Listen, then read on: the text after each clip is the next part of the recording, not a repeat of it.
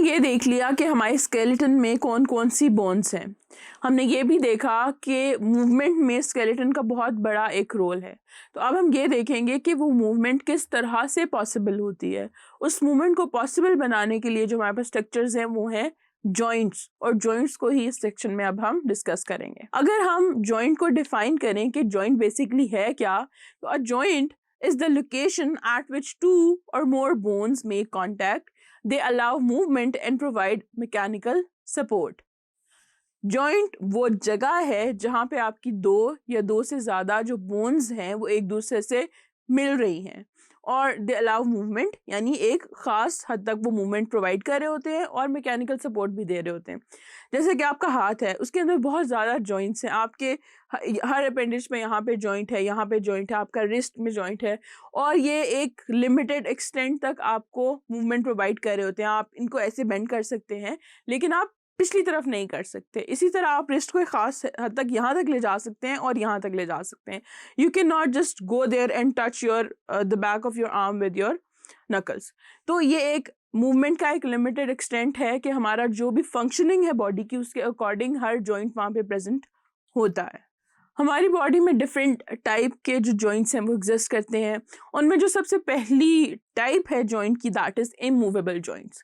अब these joints allow no movement, यानी कि वो ऐसे हैं कि बस एक जगह जुड़े हुए हैं, फिक्स हैं, उन्हें मूवमेंट प्रोवाइड करनी नहीं है।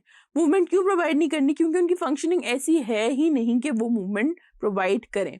उसमें से जो एक सबसे मेजर चीज़ है या मेजर एग्जाम्पल है, that is the bones in your school.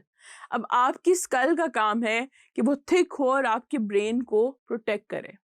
उसको कोई ज़रूरत नहीं है कि वो आपके हेड में इस तरह की मूवमेंट प्रोवाइड करे। जो भी मूवमेंट होती है आपके हेड में वो आपकी नेक में जो बोन्स हैं और पीछे वर्टेब्रल कॉलम है उसकी वजह से होती है।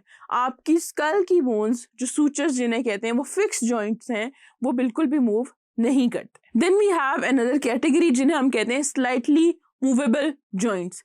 अब स्लाइटली मूवेबल नाम से भी पता चल रहा है कि वो एक खास स्लाइट मूवमेंट्स प्रोवाइड कर रहे होते हैं। अब वो मूवमेंट क्या है? आपकी जो वर्टेब्राएं हैं, जो आपके वर्टेब्रल कॉलम में सिंगल डिस्क एग्जिस्ट करती हैं, वो वर्टेब्राएं एक खास हद तक मूव करते हैं।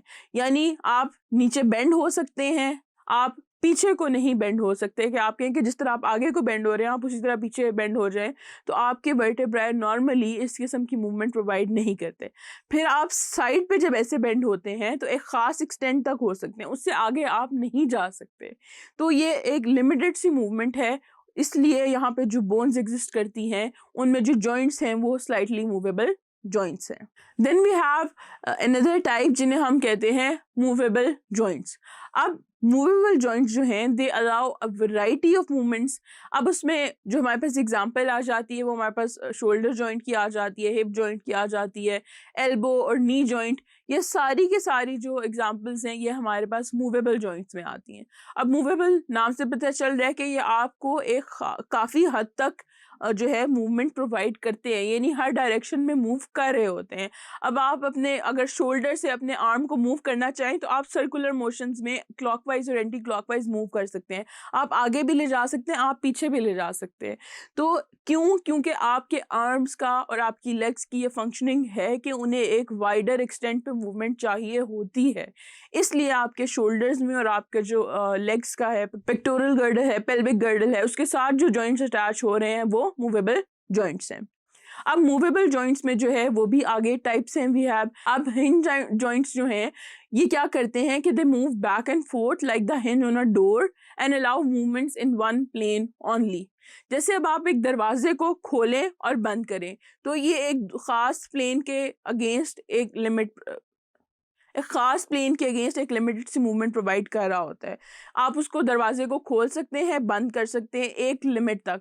जैसे आपके जो नी है वो और आपका जो एल्बो का जॉइंट है, आप एक ख़ास हद तक अपना बाजू सीधा कर सकते हैं, बट आप कहें कि पीछे को बेंड कर लें तो नहीं कर सकते। तो ये वाले जो जॉइंट्स हैं वो इस कैटेगरी में आ जाते हैं। Then what we have is कि जो अदर कैटेगरी है वो है बॉल एंड सॉकेट जॉइंट्स। अब बॉल एंड सॉकेट जॉइंट्स जो हैं ये मूवमेंट अलाउ करते हैं इन ऑल डायरेक्शन। जैसे कि मैंने पहले भी बात की, आपका हिप और जो आपके शोल्डर जॉइंट्स हैं वो आपको कंप्लीट मूवमेंट प्रोवाइड कर रहे होते हैं हर डायरेक्शन में, कि आप उनको पूरी तरह से आगे पीछे दाएं बाएं मूव कर सकते हैं अपने बाजुओं को भी और अपनी टांगों को भी। फिर मूवमेंट में अगर हम देखें तो हमारे पास कुछ और भी स्ट्रक्चर्स हैं जो मूवमेंट में अपना रोल प्ले कर रहे होते हैं। वो स्ट्रक्चर्स हैं टेंडन्स एंड लिगामेंट्स।